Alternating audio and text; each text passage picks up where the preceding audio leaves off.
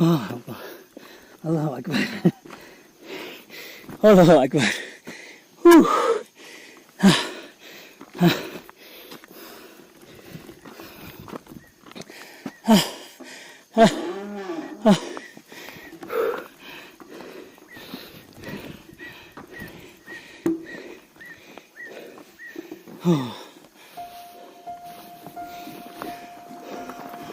Masya Allah. Allahu Akbar. Indah sekali ya Rob. Masya Allah. Allahu Akbar.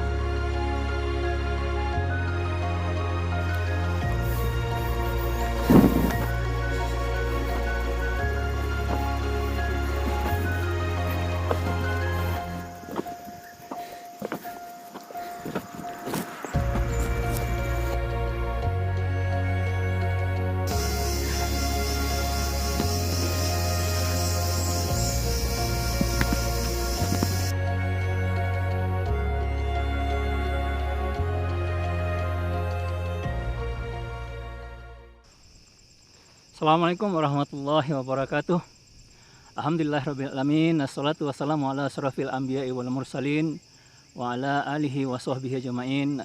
Asyhadu an la ilaha illallah wahdahu la syarikalah wa asyhadu anna Muhammadan abduhu wa rasuluh. Allahumma shalli ala Muhammad wa ala ali Muhammad amma ba'. Assalamualaikum muslimin rahimakumullah. Kita berada di Puncak Lotia ya.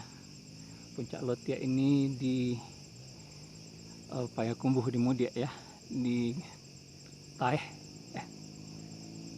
di Taeh Buki namanya ya. Baik, insya Allah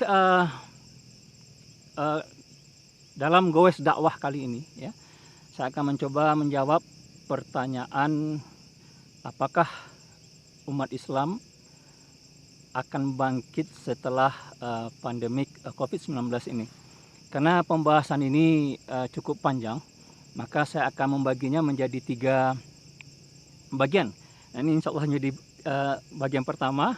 Mudah-mudahan teman-teman menyukainya ya, karena nanti akan saya share itu pemandangan-pemandangan yang ada di sekitar sini ya selama dalam perjalanan.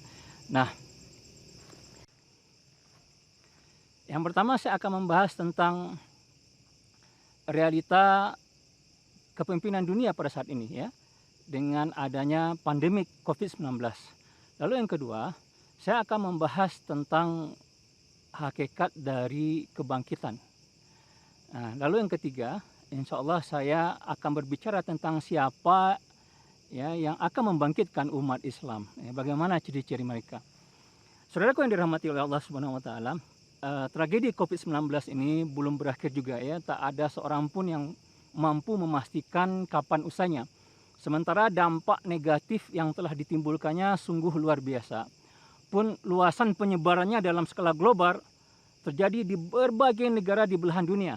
Ya, per hari tanggal 15 ya, tanggal 15 hari kemarin itu tercatat kasus COVID-19 di seluruh dunia itu ada 7,7 juta kasus ya, dan 428.000 lebih kasus yang meninggal dikarenakan COVID. Banyak yang berpendapat bahwa setelah wabah COVID-19 menyerang dunia, maka kondisi dunia tidak akan kembali seperti keadaan sebelum pandemi ini. Di antara pendapat yang terkenal diantaranya adalah pendapatnya Henry Kissinger, mantan Menlu Amerika Serikat, yang menyatakan bahwasanya kenyataannya adalah dunia tidak akan pernah sama setelah virus corona. Secara realitas, akibat kegagalan menangani pandemi COVID-19 ini, kini kapitalisme global tengah di ujung tanduk. Dalam artikelnya di Wall Street Journal yang dilansir Al Jazeera pada bulan April tanggal 4, ya, bulan April tanggal 4 tahun 2020 ini. Dan kita melihat fakta di lapangan pun sangat jelas bahwa dengan sistem kapitalis yang digadang-gadang oleh Barat sebagai sebuah sistem yang mengatur kehidupan mereka ternyata gagal total.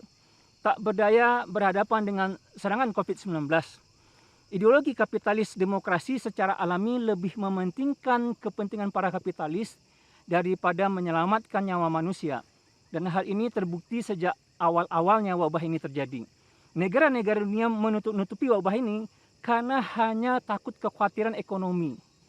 Kemudian kita melihat bagaimana Amerika Serikat saat ini sebagai pemimpin demokrasi kapitalis, bahwasanya pertama kali dalam sejarah dunia, ya, dalam sejarah kapitalisme modern, ya, Amerika tidak lagi menjadi acuan negara-negara di dunia di dalam mengatasi wabah.